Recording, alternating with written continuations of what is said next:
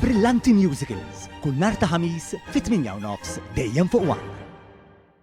Huwa ta' pjaċir kbir li qed nerġa' nżur lil Malta, dan intqal mill-eks plejer u ex-assistant coach ta' Manchester United Phelan f'intervista ma' News. Phelan għal magħna li l-aħħar żjara li għamel f'pajjiżna kien fil-bidu tad-disgħinijiet fejn żar fost l-oħrajn Għawdex u Kemmuna. Coming back, it's a pleasure. It's a real honour to be asked to come back so far down the line. 30 plus years now since that occurred. So it's growing, and it's a beautiful place. Malta has grown and got bigger and more modernised and everything.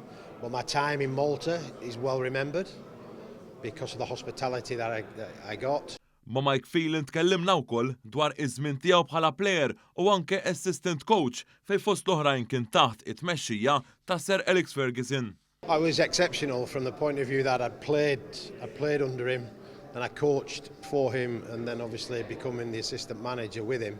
3 different journeys, 3 different paths.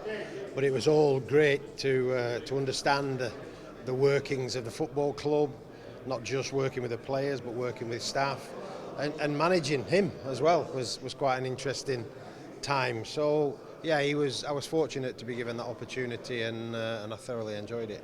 Tkellimna wkoll mal-eks plejer ta' Manchester United David May li fost l-oħrajn kien parti mit-tim li rebaħ it-treble ma' Red Devils fl-1999.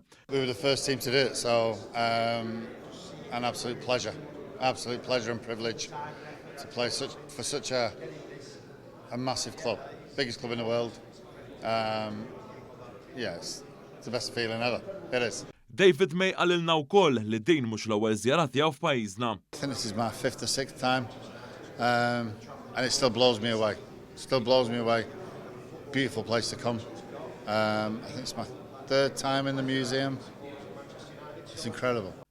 Phelan u David May jinsabu f'pajjiżna hekk kif inawguraw wirja dwar l-istorja tal-klabb Ingliż fil-klabb tas-supporters ta' Manchester United fl-imsida.